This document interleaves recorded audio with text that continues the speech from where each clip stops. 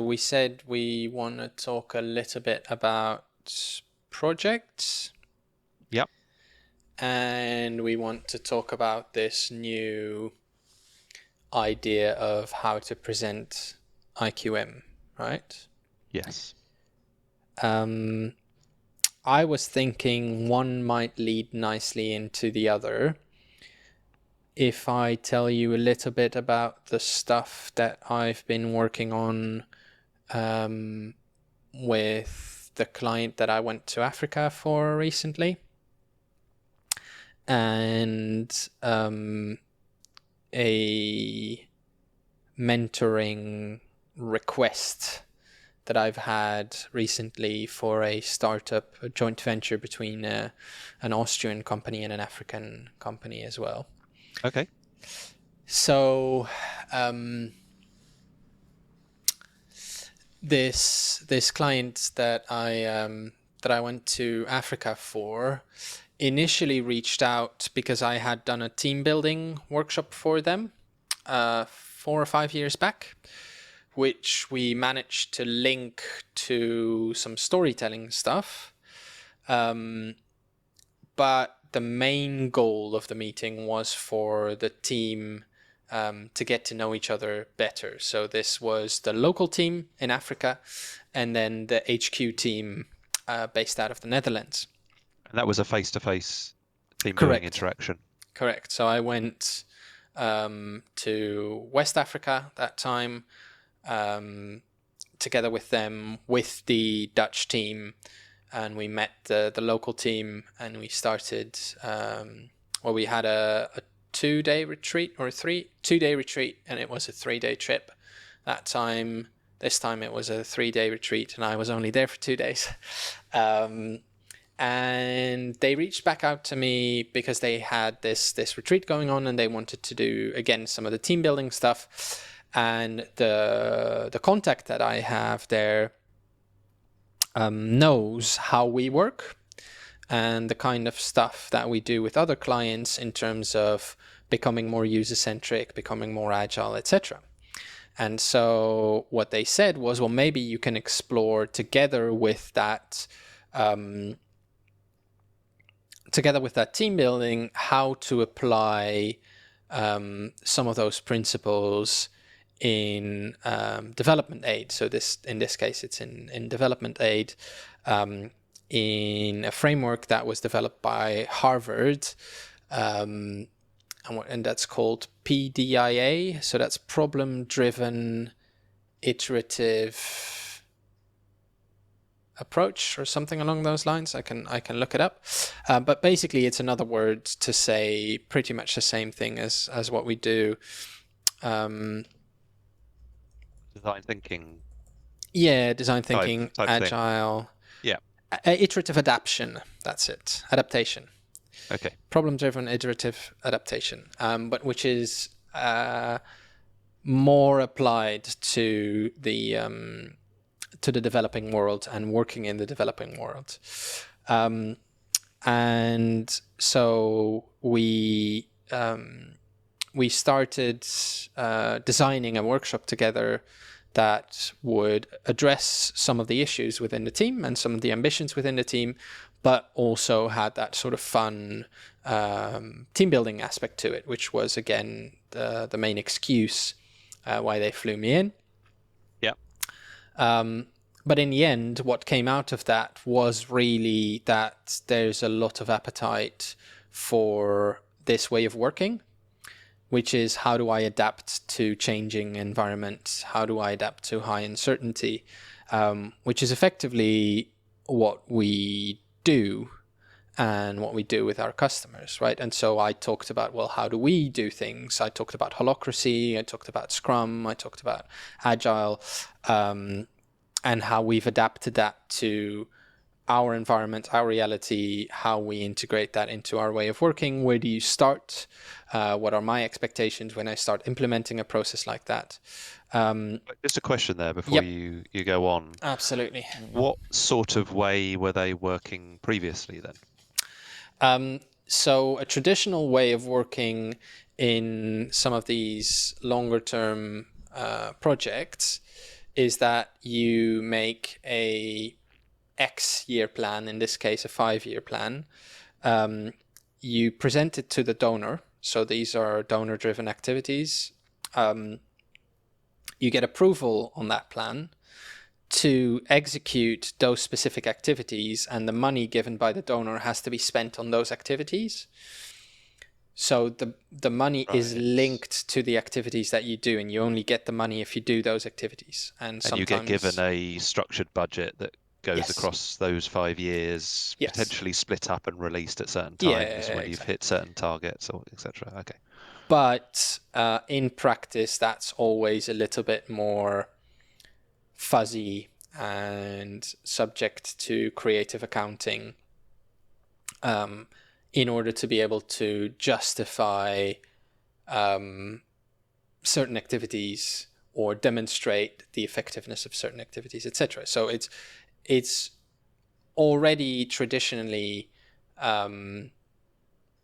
tricky to in a high uncertainty environment to demonstrate the effectiveness of certain activities, especially when you're talking about development aid, where the impact can only be measured, or will only be measured probably in 5 years or 10 years or whatever, right? I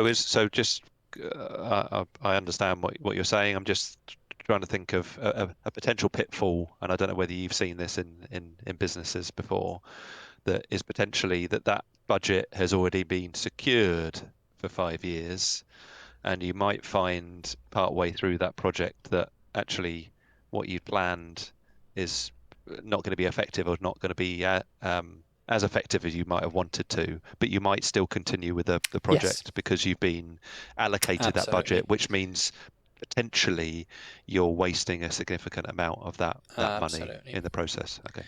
Absolutely. And it doesn't always have to be as, let's say, extreme as that. But even when you're talking in a nuanced way, when you're saying, well, we should adapt slightly our program and it would be more effective, you won't do that because the money hasn't been allocated to doing this new thing. And so it's a new way of working. Right. It's a new way of working which encounters exactly the same challenges and problems as in the transition from waterfall to agile in software development. Yeah. Where if you say, okay, it's going to cost you 200 grand or it's going to cost you $1 million to do this thing, and here's the plan to do it over the next 2 or 5 years, the same thing will happen where halfway through your users change their mind, or you realize something, or you discover something, and now your initial plan doesn't work anymore. So what do? Do you change your plan, and that changes your estimations on timelines, budgets, etc., or do you stick to your timelines and budgets and make something that nobody wants? Right. And so it's exactly the same thing, but it is obviously different. It's got specificities that software or other industries don't have, but there's very little experience in that industry on how to do those things and how to implement those methodologies. And so the fact that we have experience in multiple industries, multiple contexts of implementing that, and also on a more meta level, if you will, on a more principle or philosophy level, know how to implement this with a group of humans or in an organization. How do you make yourself adaptive as an organization? Because agile is becoming, my understanding is becoming more and more popular, and Yep. it's seeping out of software development into Absolutely. other industries. But you could just get an industry that goes, this seems to be an effective way of doing things, so we use those tools, but they're not necessarily changing the ethos or the culture of the business to thinking that way as well. So it may work to a certain extent, but it's more likely to work if you marry those things together. And more often than not, agile was initially designed for software. So if you want to apply it in manufacturing, you need to change certain things, or certain terminology is irrelevant. Yeah. And so you need to adapt that. And what we've done with IQM is, we take some stuff from agile, we take some stuff from design thinking, we take some stuff from Scrum, from Kanban, from design, from Holacracy, and we make our own thing. And sometimes we come up with a solution that we don't know a framework for, or we want to make something that's bespoke to us. And that whole approach is valuable. And so how to make people work in that way is something that they're interested in, and is also something that I've now spoken about with another stakeholder in that same organization on another project, and maybe on a more structural basis, to talk about, well, how do we change that behavior on a leadership level, on a governance level, to allow for these kind of things to happen within individual projects. Was that one within the construction industry? No, this Okay. is a humanitarian, not humanitarian, development aid still. So it's the same one. Okay. So it's the same project still. And the interesting thing is that I was talking to a friend of mine who was telling me, oh, I'm mentoring this joint venture. They're collaborating, and the collaboration doesn't seem to be going very well between the European part and the African part. And I'm like, oh, well, that's really interesting, because I'm going to East Africa to do a workshop with a team exactly about that. And so he was like, oh, well, would you be interested or available to talk to this team that I'm mentoring, maybe spend an hour or two with them and see if you can add any value. So it was a nightmare to set up with something with them. And in the end, I had a conversation this week actually with the CEO of the European part. The African team didn't even show up.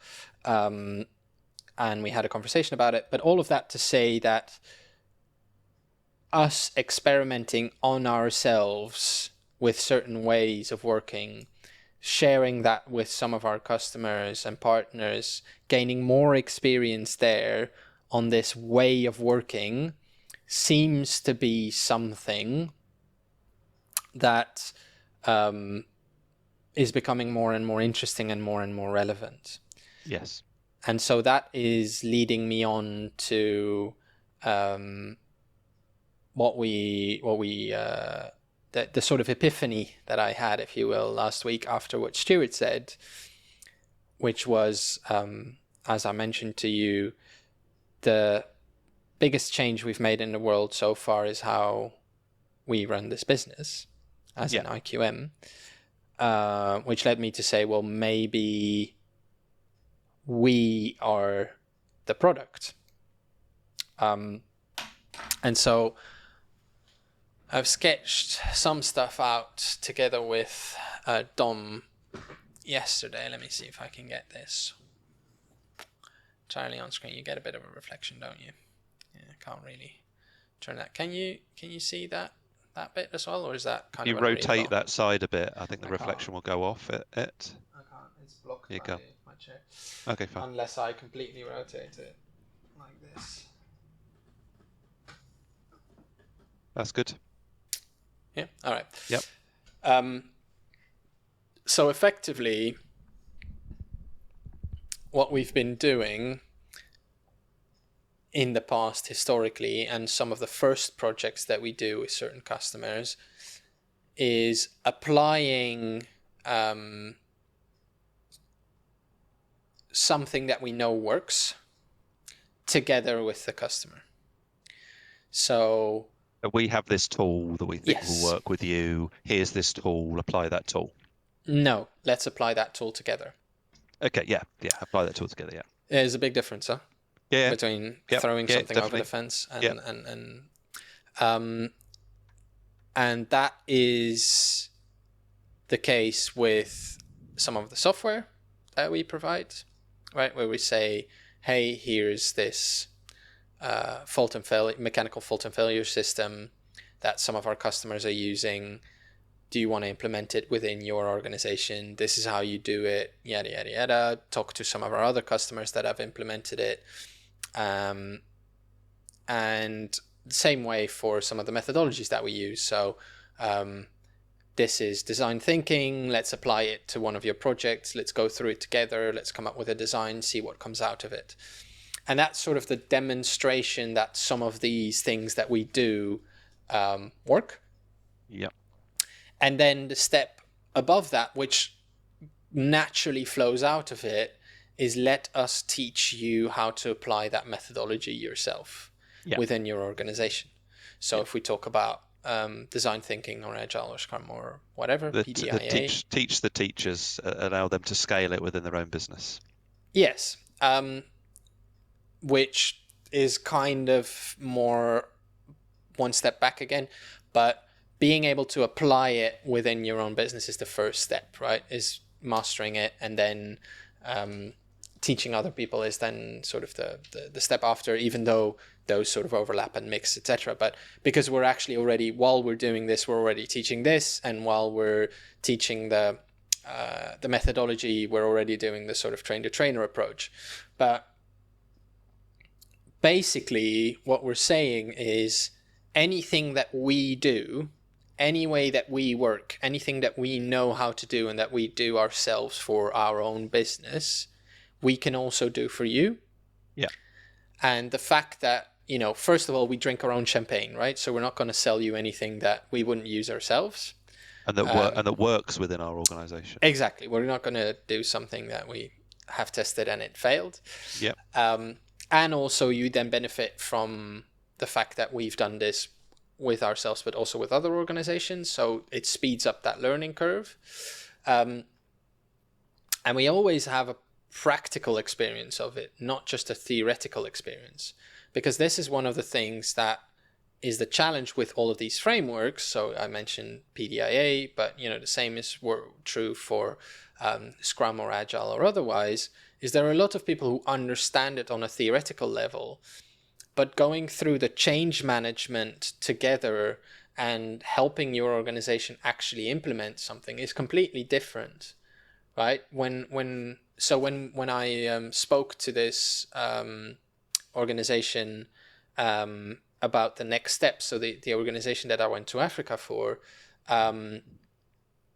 and they asked me, can you give us some concrete recommendations of how we could implement these next steps and how you could help with that? When I talked about implementing together these PDIA principles, this methodology, I don't feel comfortable saying, I'm going to give you a hour, 2 hour, half day workshop on that, and then you go off on your own. Because almost the majority, I would say, of the challenge is in actually implementing it within your organization. And I've implemented similar methodologies in many organizations. So I've been through the struggle of people don't understanding, not believing why this needs to be implemented, thinking we're unique, blah, blah, blah. And you are. Resistant for a massive range of reasons. And so even if I know 90% chance that we will end up in the textbook case in the end anyway, that doesn't mean we shouldn't experiment and try different things and challenge it along the way, because that is how you get people to buy in. So you start with something really simple, question it, break it, try it again, build it up, and in the end you get to something that works. And actually that's one of the intrinsic strengths of it, is that people are involved in that process and they can see those small changes. So I think a good example is our UX UI person that came on board, and they very quickly had some sort of issue because they wanted flexible working, and they raised we encouraged him to raise attention because he initially was thinking, well, I'm new to the company, what right have I got to change things because I'm new to the company. We encouraged him to raise it. He raised it. It went through our normal tension process. And interestingly, in the end, it solved his problem and made our process more effective. Yes. Which means that when it comes to some other change within the business, he has gone through that and has got a good result from it, even though it was a small change, although significant for him, which is interesting. Exactly. And so from my perspective, it makes a lot of sense for us to present who we are and what we do in one overview, sort of, because they are the same thing. The system overview, almost the interaction and system overview. Yeah. And so you know those infographics that I made about how we are organized as a business with the different domains and different Yeah. roles and communication lines, etc. I think I should. I mean, those are still useful, but I should also start thinking about how we work and start representing that, because there Yeah. are almost Absolutely. no processes, principles, methodologies in the organization that don't touch everyone. Yeah. So it's hard to represent that in that same visualization because they would overlap everything always. Yeah. But I think there's multiple advantages of us going through that process, and this is you talk about an epiphany, but this is mm, kind of parts of the jigsaw puzzle have been kind of moving yeah, towards each other, haven't they? And yeah, we've yeah. had some similar discussions It's that the are part of moment. that are Yeah, part of this. Yeah, so that's yeah, that moment. Because I totally agree, and you won't be surprised that I like something that's a bit more kind of visual. But I mm, think by going through this process ourselves, creating this process map, by yeah, going through that process, that also allows us to analyze it a little bit more and potentially find gaps in it yeah, or opportunities with it. It also means that if we create this, I mean, I'm a visual person, so I'm visualizing. I suppose you've got a representation there with colors on the board, but I'm kind of visualizing something that is good to look at, yes, and but is simple as well. Good to look at, yeah, which is simple that you can follow. That's also useful to the business. It's useful for yes, new people. It's useful to scale our business.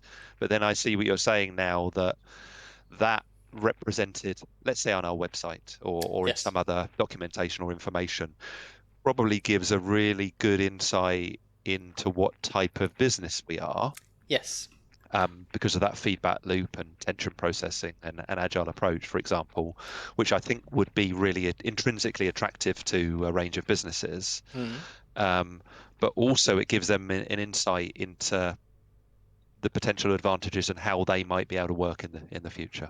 If I've got the got to grips with what you're saying. yes. Um, so I think I just want to say one last thing before um, jumping on to some of the stuff that you just said, because Yep. unsurprisingly, we're thinking along the same lines and in the same direction. Yep. Um, is one comment that Stuart made when I jumped on that last week, um, was, well, we need to be careful that we're not losing touch with some of the core capabilities of IQM, namely making software, right? Yeah. And I said, I'm not afraid of that at all, because it is in our nature to want to optimize and automate how we work. So all of these processes, if you gave me unlimited budget and unlimited time, I would have a roadmap full of maybe 5 years worth of development with all of the tools that I would like to make for us Yes. to work better in the way that we work. So I think it is only natural that some of the tools, some of the processes and methodologies become reinforced by software. And so that's why it makes sense to me that the game we're building as a venture is a tool that we want to use. It is a Yeah. gap that we've identified in the market for us as a customer, because we want to use it. So no matter whether we manage to sell it or not, it will have been a good investment because it will improve the way that we work. Yeah. And that is what we do. We make ourselves, our own lives easier and more fun, hopefully, along the process. We want to like working where we work, right? That's part of what we do. And I realized that I think that is, one of the things that had been causing attention in me was the fact that I didn't really feel like there was this clear North Star for IQM in the same way Yeah. as there is for Woohoo.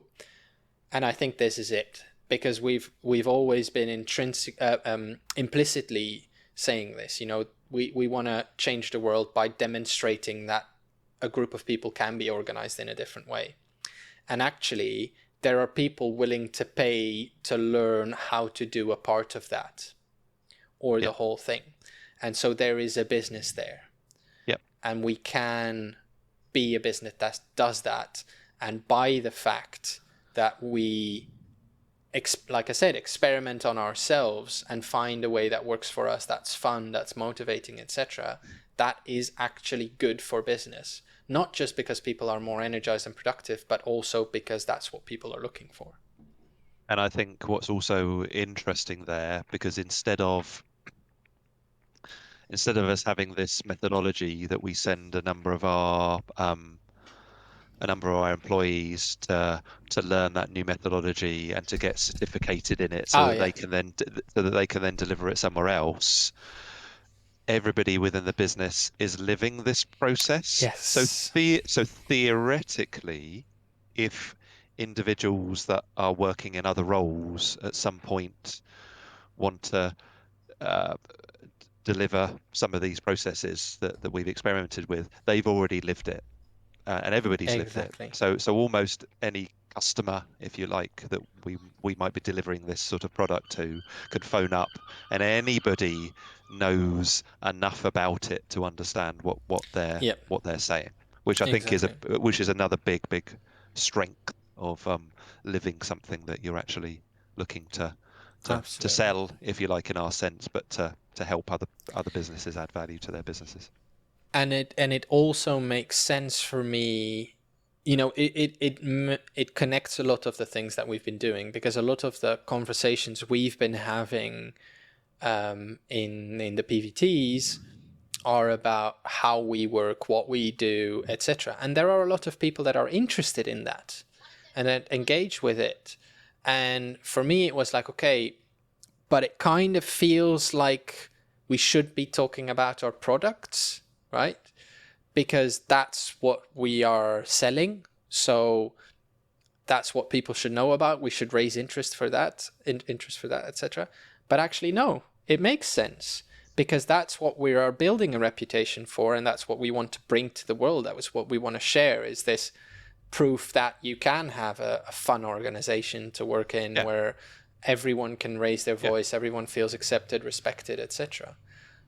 Which and actually, in terms of changing the world and making and having a positive impact, if we can, with these processes and approaches, help two disparate teams to work together more effectively, or teams with different languages, or we can bring people together with regards to their different perspectives. That's up there. Actually, that's really up there. Absolutely. Because that enables people to solve the world's problems, if you like, more effectively. So it's kind of enabling those other organizations to be more effective, and therefore hopefully create a better world, whatever that is.